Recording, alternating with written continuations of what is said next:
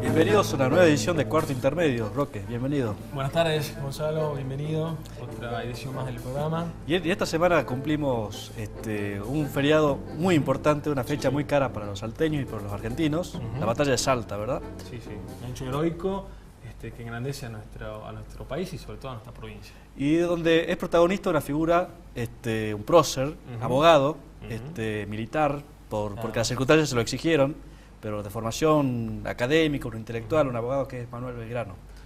Así que para eso hemos convocado a un otro abogado, efectivamente. A otro abogado. Es el doctor Dante Raúl Agüero. Muchas gracias, doctor. Muchas gracias, doctor. ¿Cómo está? Gracias, con todo gusto. Además, fue profesor de Historia en la UNSA, Historia de las Instituciones, en la carrera de Ciencias Económicas. Y bueno, siempre escribe artículos sobre historia, es un referente para nosotros, los abogados de la historia argentina. Por eso lo hemos convocado para hablar y destacar algunos aspectos de la batalla de Salta, porque tiene muchos aspectos para destacarlo. Tiene muchos aspectos importantes. En primer lugar, muchos creen que los ejércitos realistas estaban constituidos por españoles, y no es así. La mayor parte eran americanos. Tanto es así que tanto el general en jefe del ejército realista, Pío Tristán, era arequipeño, era americano. Y su primo, Goyeneche, también era arequipeño, de manera que eran americanos. Belgrano, naturalmente, había nacido en Buenos Aires y lo conocía a Pío Tristán, que fue su adversario, lo había conocido en España, lo había conocido. Efectivamente, porque fueron compañeros de estudios. Fueron compañeros de estudios, efectivamente. Una situación muy particular, digamos, enfrentarse los dos generales de... Efectivamente, digamos, que tenían cierta hasta amistad, diríamos así, ¿no es cierto?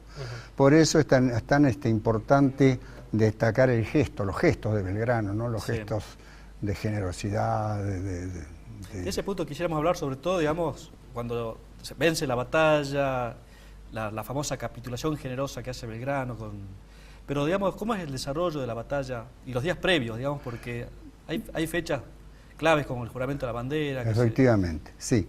Belgrano había recibido la orden del triunvirato de retroceder hasta Córdoba, porque siempre estuvo en cuestión lograr el dominio del Alto Perú, es decir, de lo que hoy es Bolivia. Las 4 provincias altoperuanas respondían al virreinato del Perú, tanto que Potosí, Cochabamba, La Paz y Chuquisaca correspondían al virreinato del Perú. Y la Junta de Buenos Aires primero y después el triunvirato quería que nuestros ejércitos llegaran hasta el virreinato del Perú, cosa que después San Martín advirtió que eso no era posible. Ni los altoperuanos podían llegar a Buenos Aires por este territorio, ni nuestros ejércitos podían llegar hasta el Perú. Por eso la General de San Martín más adelante, cuando él decide cruzar la cordillera y atacar el poderío peruano por mar. Bueno, lo cierto es que Belgrano desobedece la orden del triunvirato de retroceder hasta Córdoba. Muchos historiadores dicen que la batalla de Huaqui había sido decisiva para la pérdida del Alto Perú.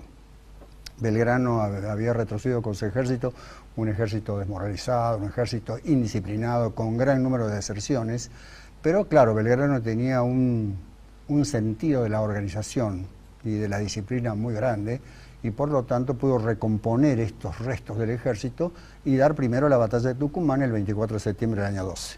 Claro. Allí, con fuerzas muy inferiores a las de Pío Tristán, lo vence y logra que Pío Tristán retroceda a su vez hacia el norte. Y entonces Belgrano, con su ejército que va disciplinando y va mejorando y va incorporando nuevas fuerzas, llega a Salta y se va a producir el 13 de febrero de 1813 la batalla de Salta, que es decisiva en esta guerra, en esta lucha por la independencia. Se lo vuelve a enfrentar a Pío Tristán y lo vence nuevamente. Allí va a tener destacada actuación un comprovinciano nuestro, porque pese al habla yo soy salteño, que es Apolinario Saravia. Él es el que va a advertirle a Belgrano cuál es el paso del portezuelo, que no es muy advertido por los realistas. Claro, porque, disculpe doctor, hay una diferencia entre la batalla de Tucumán y la batalla de Salta, ¿no es así? Que la batalla de Tucumán, que es previa, el 24 de septiembre, lo toma por sorpresa a Pío Tristán, ¿no es así? Efectivamente. Y la batalla de Salta, que sucede Lo contrario. Lo contrario. Exacto. Estaba él Tristán preparándose, fortaleciéndose. se prepara en la misma esperando. ciudad. Claro. En la misma ciudad. Bueno, y entonces Es decisiva ahí la actuación de Apolinar Saravia, que les dice... efectivamente, le dice a Belgrano cuál es un atajo, digamos así, no muy practicable, porque claro, el equipo que llevaban era pesado y en caminos de herradura es muy difícil llevarlo, ¿no es cierto? Y entonces Y en pleno verano. En De pleno lluvias. verano, además, y en pleno mes de lluvias. Lo cierto es que Belgrano hace prodigios de valentía y de disciplina y logra llevar sus fuerzas hasta las, como se llamaba entonces, las goteras de la ciudad. Se da la batalla y vence en toda la línea Belgrano.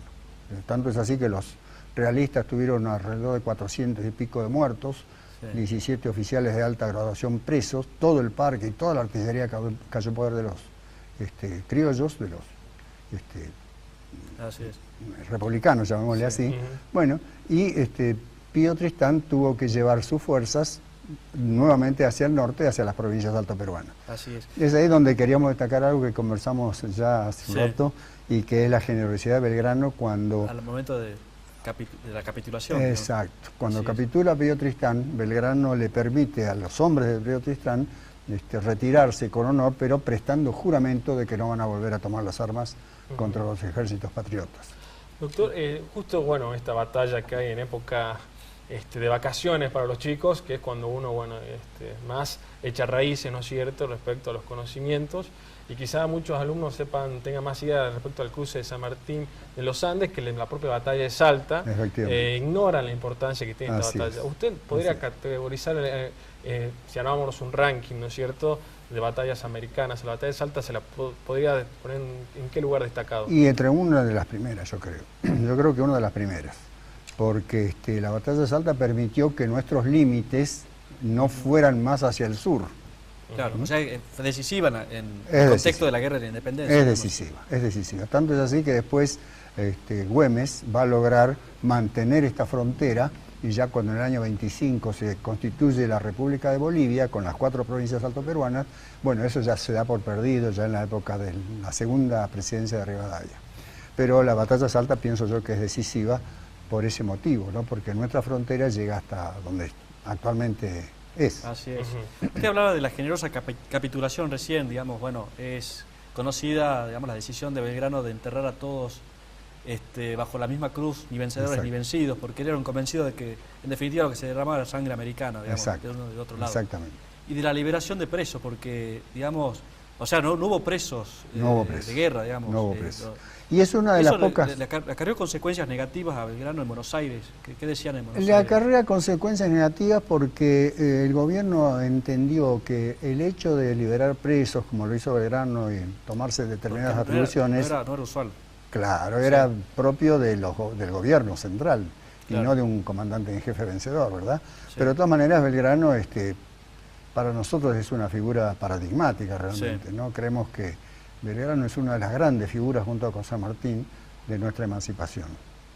Y bueno, y Belgrano lamentablemente va a ser relevado del ejército más adelante y van a sobrevenir los desastres de Vilcapugio y de Ayohuma, cosa que vuelve a llevar la frontera un poco más hacia el sur. Así es. Pero- Y en la batalla de Salta, ¿dónde se encontraba Güemes en ese momento? Güemes estaba en Buenos Aires Buenos en ese Aires. momento. Mucha sí. gente, muchos salteños piensan que estuvo en la batalla No, de no, Salta. no. Güemes no y- estuvo en la batalla de Salta, estuvo en Buenos Aires en ese momento.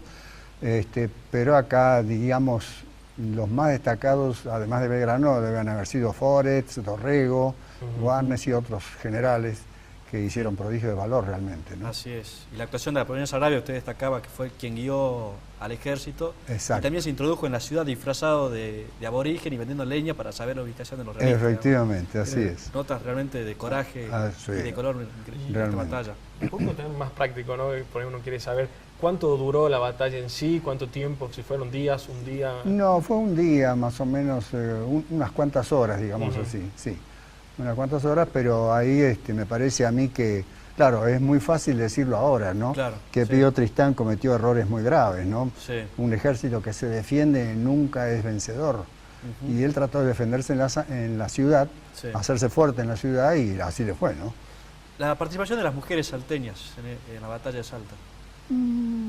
No, que yo sepa, no ha habido grandes intervenciones femeninas, ¿no? Algunas mujeres sí intervinieron ayudando a los heridos, en fin. El ejército patriota no tuvo muchos muertos, tuvo 100 y pico de muertos, y el ejército realista 400 y pico, ¿no? Lo que demuestra que habían actuado con mucho valor y con mucho coraje las fuerzas nuestras. Claro. Un capítulo aparte de la batalla de Salta, Belgrano, es el legado belgraniano, digamos. Sí. La Asamblea del año 13 premia a Belgrano con 40.000 pesos fuertes, que es una suma fuerte de dinero en esa época. Una suma muy importante de dinero, sí. Y Belgrano, con el desprendimiento que lo caracterizaba, dice que va a donar ese dinero para que se funden 4 escuelas. Una en Salta, una en Tucumán, una en Santiago del Estero y otra creo que era en Tarija. Cosa que hasta el momento no se ha hecho, aunque ha habido tentativas últimamente de cumplir con ese legado histórico, ¿no? Porque fue noticia en algunos años, en la época de Menem, también en la época de Néstor Kirchner, digamos, de reivindicar y de decir, bueno, cumplir con ese legado. Exactamente. Y de fundar esas escuelas en Tucumán y en Jujuy, que fueron noticias. Y ya ve usted cómo Belgrano va a morir pobre, sí. Él para poder pagarle a su médico, al doctor Radhit, tuvo que entregarle su reloj, porque no tenía fondos, no tenía medios ya en el año 20, ¿no es cierto? De manera que realmente fue... Y Güemes fue quien le envía a su médico personal, porque era el médico de Güemes. Exactamente. Muchos historiadores dicen que si hubiese estado en Salta el médico personal de Güemes, quizá Güemes podría haber evitado su muerte. Efectivamente. Él se lo envió a su amigo, ni más, el general Belgrano. Así es. Bueno, y hace poco también hubo una discusión respecto al lugar y la fecha de la primera jura de la bandera. ¿Usted tiene alguna posición tomada porque hay una discusión? Sí, hay una discusión, porque claro, Belgrano crea la bandera, unos dicen en la Barranca del Paraná, sí. Otros presta juramento en el pasaje, en río Pasaje o Juramento, sí. Porque así se llama el río después de ese hecho, pero no está claro, los historiadores discuten lo mismo que el famoso plan de operaciones de la Junta, ¿no? La Junta había hecho un plan de operaciones que fue encontrado durante muchos años después por Madero y era realmente muy duro el plan de operaciones, ¿no? Lo mismo pasa con el lugar de la jura de la bandera de Belgrano. Así es, tenemos que ir cerrando el bloque. Sí. Yo lo quería cerrar con una última pregunta también relacionada un poco con la actualidad, con la historia argentina más propiamente, que es respecto a que, como bien decía Gonzalo, era una lucha entre hermanos, ¿no es cierto? Hermanos propiamente americanos. Exactamente. Y bueno, hay una actuación ahí propia en la batalla que es también del Marqués de Yadi, ¿no es cierto?, que estuvo del bando español y que la batalla de Salta se pasa al bando patriota, quien también ya en anteriores reuniones en Perú había tenido, en el Alto Perú, reuniones respecto al tema americano, ¿no es cierto? Efectivamente. Usted hoy en día, ¿no es cierto?, ¿cómo ve hoy la confrontación, no digo actual, ¿no es cierto?, sino durante años de los argentinos y de la propia América, que todavía no logramos lo que pasa ser es una que, sola América? Como nosotros los abogados sabemos, hay dos sistemas para darle la nacionalidad en el nacimiento, ¿no? El ius soli y el ius sanguinis. El ius soli es el que nace en un determinado lugar, es oriundo y originario de ese lugar. El ius sanguinis se ve la nacionalidad de los padres. En esa época no estaba muy claro todavía, lo que sí estaba en claro la tradición, las familias. Goyeneche, por ejemplo, también era americano, y lo mismo que Pío Tristán. Después Pío Tristán fue virrey, es decir que las derrotas de él no influyeron demasiado, fue virrey suplente, diríamos así, en el Perú. Pero vuelvo a decir, no estaba claro cuál era, diríamos así, la afiliación nacional de los contendientes, ¿no? Claro, así es. Bueno, doctor Dante Raúl Agüero, muchísimas gracias. Bueno, al contrario, doctor, acá en Cuarto Intermedio. Y lo vamos a traer cada vez que haya una fecha. La verdad que interesantísimo. La verdad que lástima que los bloques duran tan poco, ¿no? Pero la verdad que es para seguir hablando. Bueno, muchas gracias, doctor. Les agradezco a usted. Bueno, nosotros vamos a un pequeño corte, Roque, y vamos a recibir al doctor Federico Uldrich, porque uno de los temas centrales que queremos tocar es la mediación. ¿Sirve la mediación para resolver los conflictos? Muy buena pregunta. Vamos a preguntarle a Federico Uldrich en breve. Vamos a un corte y volvemos.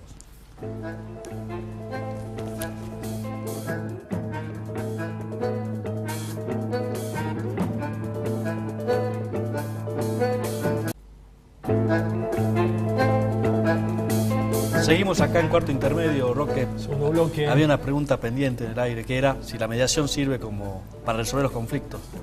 Sirve Para eso tenemos un especialista, tenemos al secretario de Métodos Alternativos de Resolución de Conflictos del Ministerio de Justicia, el doctor Federico Uldrich Fuentes. ¿Cómo estás, Federico? Hola, ¿cómo estás, Rock? ¿Cómo andas? Acá en la mesa sos Fede. Muchísimas gracias por invitarme, por tu tiempo, por darme este espacio. Y bueno, digamos, la ley de mediación que está vigente en nuestra provincia ya va a cumplir 5 años de vigencia. Es un plan piloto, podríamos decir, que se implementó. ¿Qué balance hace el gobierno con respecto? Mira, durante estos 5 años los números son relevantes y son realmente muy interesantes con respecto a la resolución de los conflictos en manera alternativa, o sea, con la mediación, sin recurrir ya a lo que es la justicia ordinaria en sí, en sede judicial. Es muy alentador en números y ha sido muy aceptada en estos 5 años la mediación por todos los salteños, por los abogados que intervienen y también por las otras partes de la mediación que son en realidad las partes, el mismo poblador, el mismo salteño. Pero sería interesante también que contemos un poco en qué consiste propiamente la mediación. Como decís, hace 5 años que está, y también creo que en el fondo esconde o debe llevarnos, ¿no es cierto?, a un cambio cultural como sociedad, ¿no es cierto? Exactamente. ¿Qué es lo que se quiere hacer con esto de la mediación? Es acercar la justicia a todos los salteños. Es el propósito del gobernador Juan Manuel Urtubey, a partir de que él inicia en esto de la gobernación, es acercar a todos los salteños la justicia. ¿Qué quiero decir con esto? Hay un centro de mediación comunitario en cada uno de los municipios de la provincia, o sea que tenemos más de 70 centros de mediación comunitario en toda la provincia, en lo cual accede en forma gratuita, confidencial y también están asesorados y la lleva adelante un mediador capacitado que lo capacitamos nosotros y depende del Ministerio de Justicia de la provincia. Con este acercamiento, era lo que te decía ahí fuera del bloque, hay una entrevista muy interesante al mediador de San Carlos, en la cual él dice, antes de que llegue la mediación, cuando uno tenía un problema en este pueblo, quedaba a la vera de Dios, o sea, Dios proveerá, porque era difícil el ir hasta un centro judicial, un distrito judicial, para llevar o para querer acercarse a la justicia. En este caso, la justicia fue a través de los centros de mediaciones comunitarios y es más fácil resolver porque la gente se acerca a los centros comunitarios de mediación, se acerca con sus problemas y esto lo que crea en definitiva en estos 5 años contribuye a la paz social en Salta. Así es. ¿Qué se requiere para ser mediador, digamos? Porque está el mediador de los centros comunitarios que tiene una formación, pero no es tan exigente la formación como la que reciben otros mediadores. Para capacitarse es la misma exigencia, son 100 horas que necesita el mediador comunitario de capacitación continua. ¿Y necesita tener un título profesional? El mediador extrajudicial, sí. El mediador extrajudicial tiene que tener un título de grado para recibir la matrícula. Cualquiera sea el título. Cual sea el título de grado, sea abogado, contador, puede ser también, hay muchos arquitectos, escribanos, etcétera. Y tener también 3 años de ejercicio en la profesión. Eso para ser mediador extrajudicial. Exactamente. Para ser mediador comunitario puede ser también un profesional con título de grado, pero generalmente es un referente de la comunidad. Es alguien a la cual le tienen cierto aprecio y le tiene cierta confianza la gente de la zona para poder acercarse y charlar del tema. Porque hay que acordarse que hay que respetar la idiosincrasia de cada una de las zonas de nuestra riquísima Salta, porque no es lo mismo resolver un conflicto en Salta capital que un conflicto que sucede en Iruya, en San Carlos, en Cafayate, en Seclantá, en el mismo Orán, Tartagal, Pichanal, o sea, cambia la idiosincrasia y hay que estar preparado de distintas maneras para poder guiarlos, claro, y que las partes resuelvan su conflicto. El mediador comunitario no necesariamente tiene que tener un título profesional habilitante, puede ser una persona... Un referente de la alguien comunidad, de la comunidad, sí tiene que tener el título secundario, sí tiene que tener el título secundario completo. Y la capacitación de y la curso capacitación de 100 horas. Sí. Que ahora a nivel nacional se está por ampliar de 100 horas, se está por pasar a 300 horas de capacitación. Bien. ¿Y cuál es su área su área de competencia, digamos? O sea, ¿puede mediar en todos los conflictos o hay determinados conflictos en los que no puede porque le exceden, digamos? Sí, el mediador, con respecto al mediador comunitario, sí. o sea, él está para mediar en todos los conflictos que no están excluidos en la ley de mediación. ¿Qué te quiero decir con esto? Puede mediar, generalmente lo que más mediaciones se hacen en los centros comunitarios de mediación es con respecto a problemas y conflictos familiares. ¿Qué significa esto con respecto a conflictos familiares? Régimen de visita, cuota alimentaria, tenencia, etcétera. Claro. Que es, digamos, el 75% de las mediaciones, los temas que llegan hoy en día a los centros de mediación. Pero si llega un tema más complejo relacionado con propiedad, con una cuestión que se da mucho en el interior, digamos, donde no hay con respecto a eso también están capacitados. Es más, el ministerio, la doctora Pamela Caletti, ahora hicimos un plan este año, un plan para capacitar, para seguir capacitando a todos los mediadores. Nosotros no solamente vamos a capacitarlo y reunimos mediadores de la zona, sino que también hacemos jornadas de capacitación, de nivelación, para también enseñarles y capacitarlo en todos estos temas, porque si bien en ese caso que no son ellos abogados profesionales, es para instruirlo en la redacción de acuerdo, con respecto al derecho y cómo pueden o no guiarla a las partes para que resuelvan sus conflictos. Doctor, la mediación tiene un plazo en Salta, es decir, se estipula que hasta el plan que hace 5 años se está llevando adelante vencería en octubre de este año. Así es. ¿Cuál es el replanteo que nosotros ahora, dentro del Ministerio de Justicia, más bien dentro de la Secretaría a mi cargo, estamos teniendo reuniones con referentes de centros institucionales de mediación, como el Colegio de Abogados, Colegio de Escribanos, COPAIPA, Consejo de Ciencias Económicas, etcétera, para analizar el tema de la ley de mediación y los decretos reglamentarios que la reglamentan a la mediación. En estas reuniones se analizó la ley y realmente está muy bien redactada, no hay lagunas en la ley, o sea, es una ley que funciona muy bien, y estos 5 años de práctica realmente nos muestran y ponen en evidencia lo bueno de la mediación y lo fructífero que es por el hecho de que está sacando ¿Hay números casos al respecto? ¿Hay estadísticas de cantidad de acuerdos que hay? Con respecto del octubre del 2009 hasta diciembre del 2013, en los centros de mediación comunitaria tenemos alrededor de 38.000 mediaciones realizadas. De esas 38.000 mediaciones realizadas, hay 17.000 o 18.000 que están con acuerdo satisfactorio de ambas partes. Y las otras son sin acuerdo o con acuerdos parciales.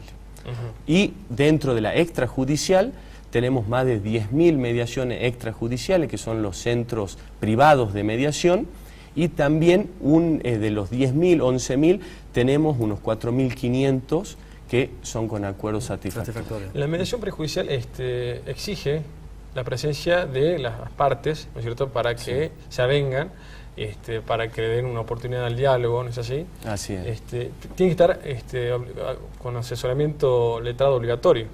Tienen que estar, o sea, pueden estar con el asesoramiento letrado obligatorio, pero también pueden haber sido asesoradas anteriormente a la mediación. Generalmente lo que se hace en una mediación, si hay una parte que está con abogado y otra parte que está sin abogado, el mediador ya le pregunta al abogado si quiere estar presente o no. Lo ideal sería que el abogado, o sea, si hay una parte sin abogado, que estén las partes solas. ¿Por qué? Porque cualquier consulta técnica, no hay ningún problema, se levanta la persona, una de las partes, y va y le consulta al abogado. Es más, si hay un acuerdo, el letrado a firmar el acuerdo, si en caso de que se arribe a una satisfactoria resolución del conflicto. Pero sí, en principio tienen que estar con letrado patrocinante o haber sido asesorados anteriormente. Bien, en estas rondas de consulta, reuniones que están haciendo con los centros de mediación de los distintos colegios profesionales, para analizar los 5 años de vigencia de la ley, digamos, ¿hay algunos aspectos a modificar que consideren que es necesario modificar, más allá de que consideran que es una buena ley? Sí, hay un aspecto en el cual, bueno, que fue unánime en todos los referentes de los centros institucionales de mediación, con respecto a la homologación del acuerdo de mediación. ¿Por qué? Porque el extrajudicial o el comunitario, el mediador redacta el acuerdo que las partes le dicen, que quedan en común acuerdo ellos, y para homologarlo tienen que ir a sede judicial. Lo que planteaban en la mesa... Hay que recordar que la homologación le otorga el juez, exactamente, da el carácter ejecutorio el juez. Lo que se planteó en estas distintas reuniones es ver la forma de tratar de sacarle que no llegue tampoco el acuerdo a sede judicial, para seguir descomprimiendo sede judicial. Entonces se analizó, todos estaban muy interesantes las posturas de cada uno, de crear una oficina dentro del Ministerio de Justicia que homologue los acuerdos, o sea, previa revisión técnica del acuerdo, homologue los acuerdos en sede administrativa y le otorgue el carácter de ejecutoriedad. Y respecto también a la profesionalización de y la especialización de los mediadores, ¿tienen para este año algún cursos, charlas, cursos intensivos? Sí. Porque es muy buena, disculpen la pregunta de Federico, porque tiene que ver, hay conflictos que son muy específicos, digamos. Tema de familia, es bueno un abordaje de un mediador especializado en temas de familia. Sí. Un tema patrimonial, un tema comercial, un tema de derecho de la empresa, digamos, tener del mediador otra formación, digamos. Sí. Y por ahí recurrir a mediadores especializados. Hay mediadores, o sea, en este año, te cuento, Roque, Gonzalo, en este año vamos a hacer muchísimas capacitaciones, jornadas, seguramente vamos a hacer congresos, ya están las fechas ahora para marzo y abril, y durante todo el año vamos a hacer capacitaciones.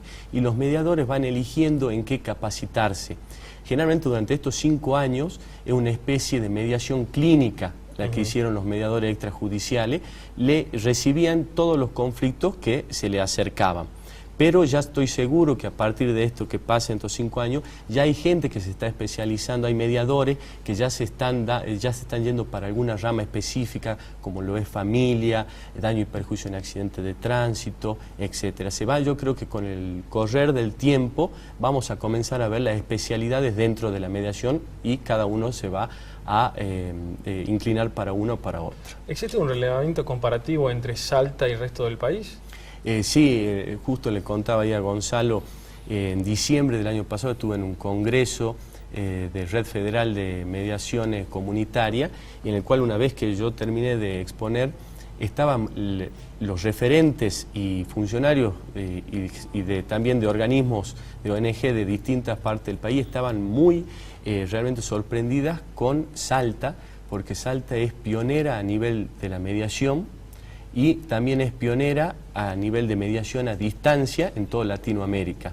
Fuimos una de las primeras provincias en hacer mediación a distancia y somos referentes, y la mayoría de las provincias me pidieron por favor que le pase antecedentes, todos que nos quieren venir a visitar para conocer cómo implementamos en el transcurso de estos 5 años también el tema de la mediación. Así es. Bueno, Federico Uldri, muchísimas gracias. Muchas gracias a ustedes y estoy a su disposición para lo que quieran. Bueno, en octubre estaremos de vuelta atentos a ver cómo se renueva todo la nueva etapa de la mediación. Perfecto, sí, así es. Muchas gracias a ustedes. El tema que queda pendiente es el tema del arbitraje, pero lo dejaremos para otra oportunidad. No hay ningún problema. No hay ningún problema. Bueno, nosotros vamos a un nuevo corte de Roque. Vamos a una pausa y volvemos con mucho más Cuarto Intermedio.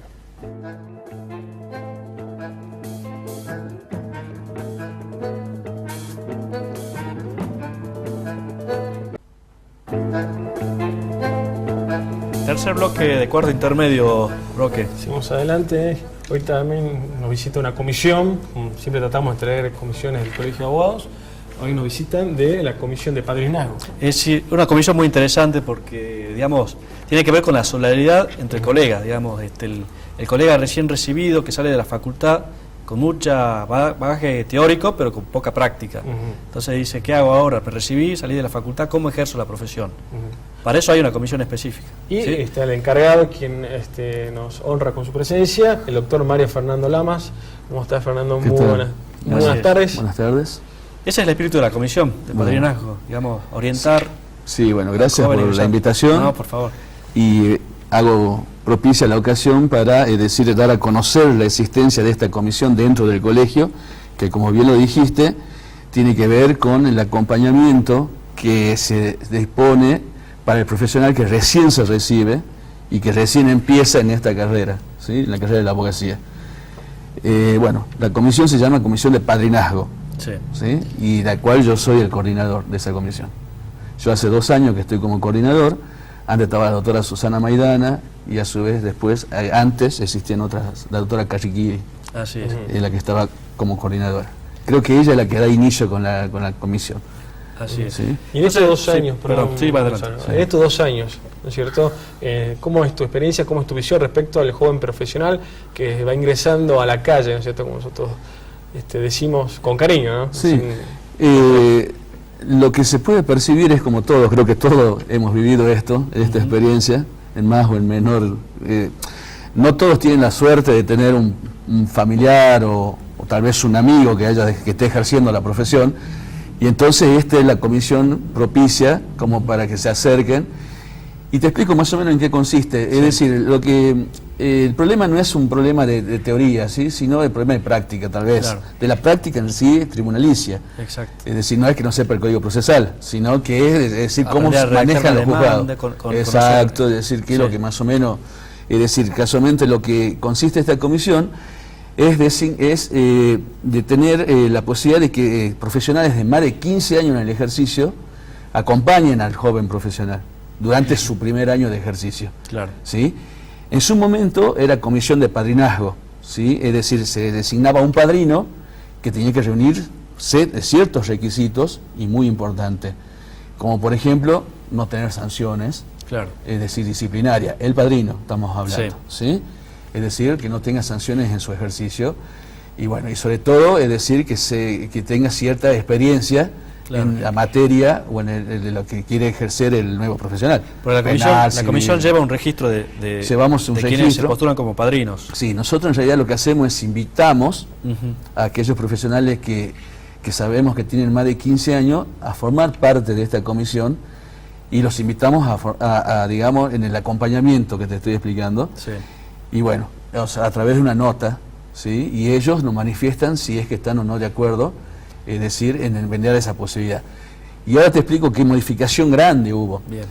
Como en su momento no daban abasto la cantidad de padrinos con la cantidad de jóvenes, de colegas que recién se recibían, entonces se determinó que sea tipo tutoría, es decir, por materias.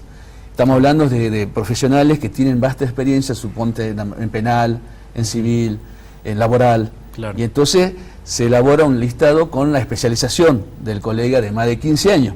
Sí. Entonces el joven profesional, el colega, se acerca a la comisión, nosotros registramos y a su vez le manifestamos cuáles son los profesionales que son especialistas Claro. en lo que ellos quieren ejercer. ¿Qué es lo que hace? Concurren al profesional para evacuar consultas, para evacuar dudas, para que lo orienten. No es que van a tener una relación laboral con el No existe padrino. una relación laboral con el padrino o tutor en este caso. Claro. ¿Sí? Tampoco existía en su momento la obligación de darle un espacio físico, Claro. ¿sí? Dentro del estudio. Es decir, existieron buenos padrinos que sí tenían al ahijado, digamos, Sí. a la ahijada, dentro del espacio, de la estructura dentro de la del estructura del estudio. Claro. Pero como casualmente debido a eso y debido a la cantidad, Sí. no da abasto, entonces ahora lo que se hace es consultar sobre un tema específico. Claro, tenerlo como tutor, digamos. Esta tutoría es durante el primer año, ¿no es cierto?, de ejercicio de profesión del joven abogado. Sí. ¿Qué sucede al final de ese año? Bueno, nosotros al final de ese año, es decir, pedimos si es que hubo una cierta asiduidad Sí. en la consulta, como para que, es decir, el tutor eleve un informe es decir, sobre la relación que tuvo con el consultante. Y el desempeño, digamos. El desempeño, sí, la relación, o sea, tanto, porque también no debemos perder de vista que también existe una relación humana. Claro. ¿Sí? O sea, también puede ser no solo el desempeño, sino también la relación, digamos, la calidad. El feeling, digamos, entre tutor y el que consulta, ¿no? Así es. Llevan un registro de padrinos, mediadores. Los requisitos son tener 15 años de ejercicio en la profesión, sí, que no tengan sanciones experiencia en alguna rama del derecho. Exacto. Y que no tengan sanciones disciplinarias por el colegio. ¿Sí? O sea, esta invitación es doble. Sí. Es para los jóvenes abogados. Exacto. Y también para aquellos abogados con más de 15 años, sin sanciones, que deseen también ejercer la docencia, ¿no? Que en definitiva es la solidaridad, como vos bien decís, y también es la docencia, porque hay que tener también, ¿no es cierto?, ese plus. Un espíritu docente, ¿no? Tiene que tener, y esa voluntad de ayudar, ¿no? De destinar tiempo de destinar un tiempo como para ser un consultor. Para ser un consultor, ¿sí? Joven abogado. Y, o sea, la experiencia mía, es decir, yo tengo ya 20 años en el ejercicio de la profesión, y bueno, es decir, muchas veces te llena de satisfacción de repente poder darle una mano al colega que no tiene la experiencia necesaria, ¿sí? Como para orientarlo sobre lo que necesita, ¿no? O sea, así es. Sobre todo, como te digo, es decir, sobre la práctica tribunalicia, ¿no? Que muchas veces es muy diferente a lo que me enseñan en la universidad. A lo que se ve en las aulas de la facultad. Una cosa es la teoría y como digo yo siempre, la teoría y la práctica inclusive del Código Procesal, y otra cosa es cómo se la practica. Cómo se la vive. Caminar los pasillos en tribunales. Exactamente. Bueno, la verdad que interesante conocer la vida institucional es rica del Colegio de Abogados. Acá, digamos, se plasma la solidaridad entre colegas, el más experimentado con los jóvenes. Y las actividades son muchas y muy varias, ¿no es así? También yo creo que es muy importante también el aspecto en cuanto a la templanza, ¿no es cierto?, en que se le debe inculcar al joven abogado, ¿no es así? Porque no solamente también, además, los conocimientos prácticos, ¿no es cierto?, y la profundización en los conocimientos teóricos, sino también la templanza en el actuar, como toda profesión libre lo requiere, ¿no es así? Y como por excelencia nuestra profesión lo requiere, cuando hablamos de temas tan importantes como la democracia, la libertad, y nada más y nada menos que la justicia. Y sí, es decir, casualmente, referente a ese tema que vos me mencionas, es decir, es que se tiene en principal en cuenta de que no tenga sanción disciplinaria aquel colega que lo va a orientar al joven, o sea, al joven profesional. Casualmente tiene que ver con lo que estás diciendo. Mostrar una conducta, decir, para mostrar una conducta dentro de lo que es nuestra profesión. Así es. Es decir, mostrándole, cómo la honestidad, es decir, la templanza, muchas veces la templanza sobre todo. Hay que seguir, aunque bueno, tengamos muchos reveses muchas veces, pero bueno, la cuestión es seguir y seguir insistiendo. Así es. ¿Sí? ¿Y dónde funciona la comisión? ¿En la sede del colegio? Funciona en la sede del Colegio de Abogados, es decir, nosotros viernes, ahora el viernes es la primera reunión que tenemos del año y vamos a fijar una nueva fecha y hora. ¿Por qué? Porque hay muchas comisiones y estábamos con choque de horarios. Así que bueno, así que de todas maneras en la página del colegio, se va a publicar el horario y la convocatoria y como le digo, para padrinos y para jóvenes abogados. Y no solo eso, también se lo invito a llegarse a la comisión y también a aquellos que quieran formar parte de la comisión, o sea, de padrinazgo, también tan cordialmente invitados. Y sobre todo llevando a la práctica algo que quiere imponer, no imponer, sino practicar nuestro presidente, el doctor Romani, que es de comisiones abiertas. Claro. ¿Sí? Entonces también, es decir, recordemos que todo esto también es posible gracias al presidente del colegio, que sobre todo hace hincapié en lo que es el acompañamiento del joven profesional. ¿Sí? O sea que eso es una cosa que también hay que agradecer, porque tenemos mucho apoyo del presidente del colegio y creo que todas las comisiones, sobre todo con los jóvenes, ¿no? Sí. Es decir, bueno, no solo, pero vamos, hacemos hincapié porque son los que dentro de todo, los que recién se inician, los que recién se están tomando las primeras experiencias. Entonces estamos este viernes y después se va a definir un nuevo horario, un nuevo día para que no haya un choque con otras comisiones. Con otras comisiones. Que generalmente el joven abogado participa de varias comisiones porque se tiene que... Porque generalmente el joven abogado está en la de asesoramiento jurídico, del que también brinda el colegio, asesoramiento jurídico gratuito, está la comisión de jóvenes también, y bueno, y en los diferentes institutos, es decir, y bueno, y en comisiones de familia, bueno, Sí. en todas las comisiones, porque decir uno cuando sale de la universidad quiere estar en todo, ¿no? Exactamente. Quiere tratar de participar en la mayor Y tener cantidad la posible como para, Así y es. decir, hasta que uno adquiere experiencia y bueno, y ya se después decide su... Los años lo van encantando. Exactamente. Bueno, doctor Mario Fernando Lamas, muchísimas gracias. Muchísimas gracias, doctor. No sé si la convocatoria está hecha. Y vamos a recibir ahora al doctor Pedro Humberto Burgos, también tiene que ver con los jóvenes abogados porque es la formación continua. Exacto. Uno estudia en la universidad, pero no termina, no concluyen ahí los estudios. Hay que seguir estudiando, El saber especializándose. no ocupa lugar, dice. Y vamos Así a que ver en qué anda la vamos a ver escuela si de la es cierto. abogacía. Por eso lo hemos convocado al doctor Pedro Humberto Burgos. para el Le vamos a próximo- tomar lección. Así es. A ver cómo va. Doctor, Bueno, muchísimas gracias. Bueno, muchas gracias. Muchas gracias. Un corte y seguimos en Cuarto Intermedio.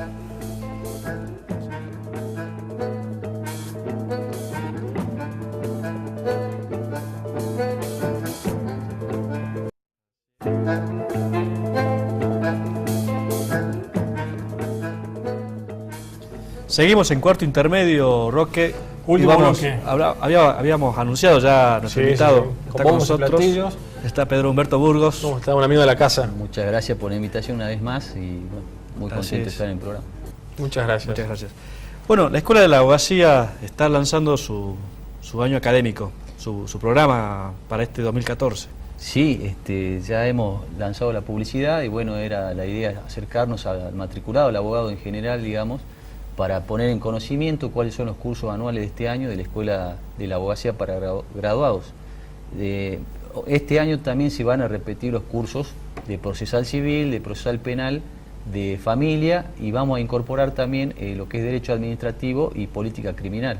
Yo quiero resaltar la importancia que tiene la Escuela de Abogacía para graduados, que está orientada no solamente al abogado matriculado, sino al abogado que recién se recibe y todavía no tiene a lo mejor su título de abogado, pero puede acreditar de alguna manera que ha De haber concluido tenido. su estudio universitario para que no pierda el año, ya que son cursos anuales y en estos casos dirigidos o con la titularidad de conocidos abogados litigantes y magistrados locales, como es el caso del derecho procesal civil, que es el doctor Lutay Granea, el caso de procesal penal, el doctor Abel Fleming, el caso del derecho procesal laboral, el doctor Pereira, en el caso del derecho de familia, la doctora Bocini de Aguilar, y este año se incorporan un magistrado y un abogado litigante, en el caso del doctor Miguel Medina, que va a dar el curso anual de política criminal, que hasta hace poco, hasta el año pasado, lo impartía, digamos, en la Escuela de la Magistratura, y este año tenemos la suerte de integrarlo a la Escuela de la Abogacía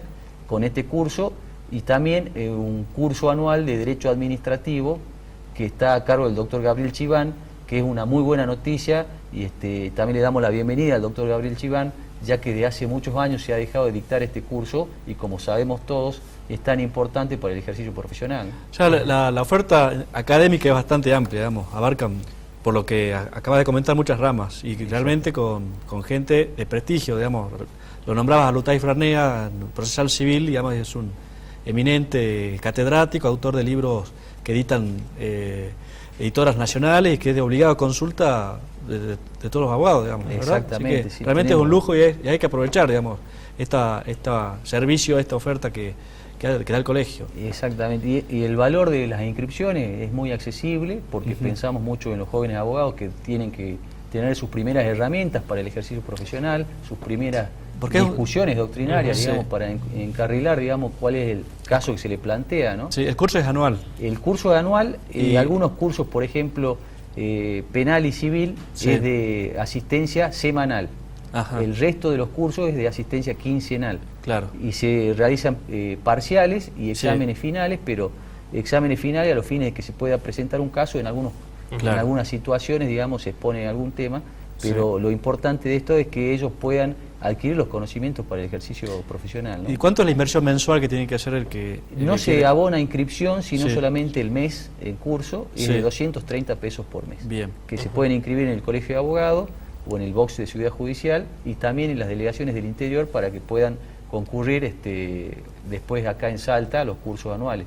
El primero empieza el 10 de marzo, lunes Ajá. 10 de marzo.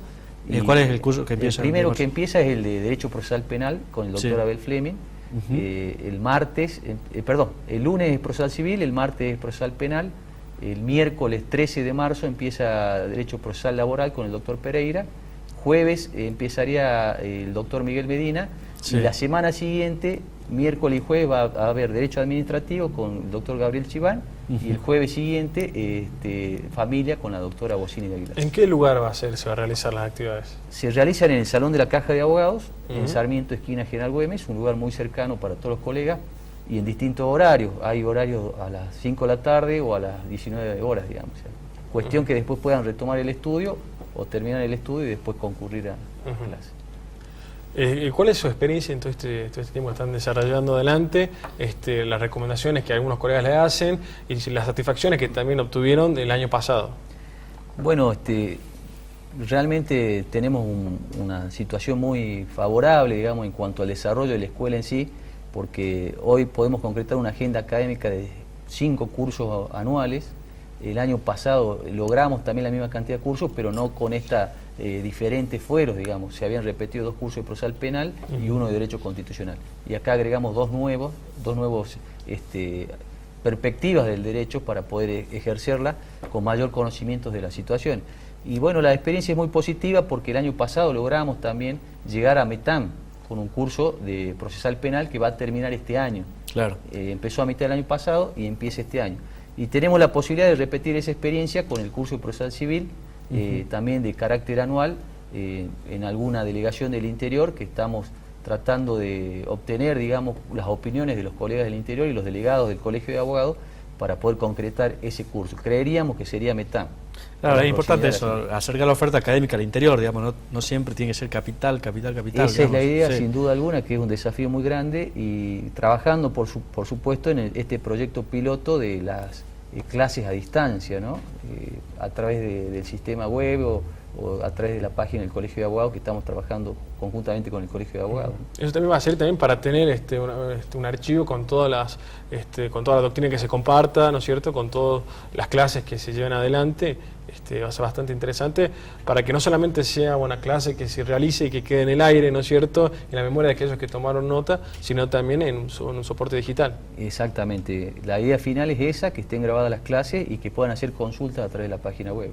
Así es, más allá de los cursos anuales de la Escuela de la Abogacía, digamos, ¿hay alguna proyección de cursos, de posgrados que estén? Estamos trabajando, la Sí. posibilidad de una diplomatura en Derecho Administrativo. Ajá. Y bueno, seguimos trabajando y dando pelea, digamos, Sí. en la posibilidad de traer una especialidad Sí. en Derecho del Trabajo. Ajá. Estamos compitiendo ahí con la provincia de Tucumán, pero... Claro. Mando un saludo a los primos. Exactamente, pero bueno, la idea final es poder concretarla a mitad de año, ¿no?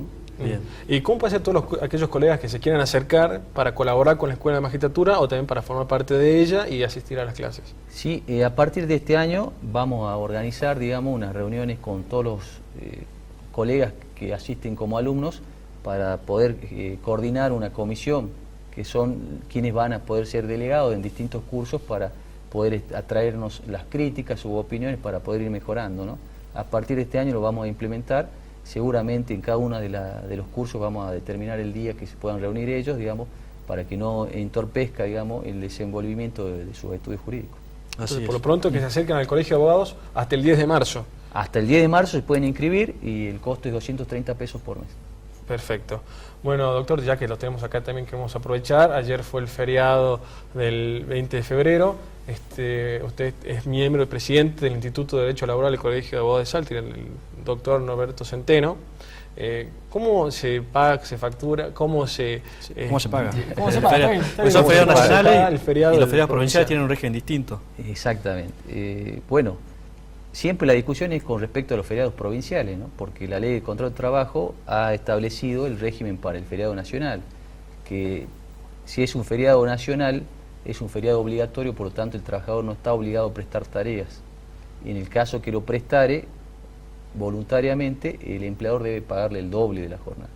Con respecto a los feriados provinciales, hay una posición, digamos, de larga data del organismo de trabajo provincial que asimila el feriado provincial al feriado nacional.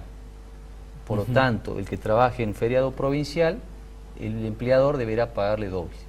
O sea, Hay otra opinión, ¿no? Ajá. Hay otra opinión también que señala que no habría competencia de la provincia y por lo tanto no podría asimilar el feriado provincial al nacional. Y en ese caso, el feriado provincial sería un día común y corriente. Por lo tanto, debería trabajarlo con una jornada simple como venía... ¿Qué tiene que hacer el abogando. trabajador que trabaja el 20 de febrero entonces? Por Bueno, supuesto, hay una tratar de discusión, acogerse al obviamente, régimen nacional. que la opinión del organismo de trabajo, donde se pide normalmente una opinión que no es vinculante, digamos, pero se defiende a rajatabla la situación, porque también tiene que ver mucho con la costumbre. Si Claro. el empleador siempre y normalmente le dio el feriado provincial, por lo tanto no lo obligaba a trabajar, lo dispensaba de esa situación, cuando lo llamaba a trabajar le pagaba el doble, tiene mucho que ver también con la costumbre, por lo tanto ahora no podría hacer lo contrario. Y además, después de la clase magistral que nos dio el doctor Agüero sobre la batalla de Salta, creo que con otro... Exactamente. Es un día de reflexión y hay que, y de valentía también, salteña, así que hay que celebrarlo doblemente. Exacto. Mi opinión, coincido con la Secretaría de Trabajo, que es asimilable a un feriado provincial por el valor histórico que tiene cada uno de los feriados, ¿no es cierto? La idea es que el trabajador descanse y pueda en algún momento de reflexionar sobre esa situación tan importante como en este caso fue la batalla de Salta. Bueno, muchísimas gracias. Gracias a ustedes, doctor. muy amables por la... Muchas gracias, Pedro. Bueno, nosotros nos encontramos el próximo viernes. Sí, este fue un programa para repetirlo y verlo otra vez. ¿No es Así cierto? es. Nos recordamos a los televidentes que lo pueden ver en la señal 2, Somos Salta de Cablevisión, los viernes a las 13:30, los sábados a las 16:30, los domingos a las 16 y los martes a las 22 horas. Así que lo pueden ver, rever, un programa para tomar nota, ¿no? Y para aprender mucho más. Así es, hemos hablado de historia, hemos tenido, la verdad, La que mediación, hemos hablado también de derecho laboral, así que bueno, nos encontramos. tratamos de hacerlo con mucho esfuerzo. Este programa espero que les haya gustado. Así es. Y Bueno, como siempre decimos, consulte con un abogado, ¿sí? Cuando tengan un problema, consulte con un abogado. exactamente. Bueno, muchísimas gracias. Hasta el próximo viernes entonces. Muchas gracias, Gonzalo, hasta la próxima.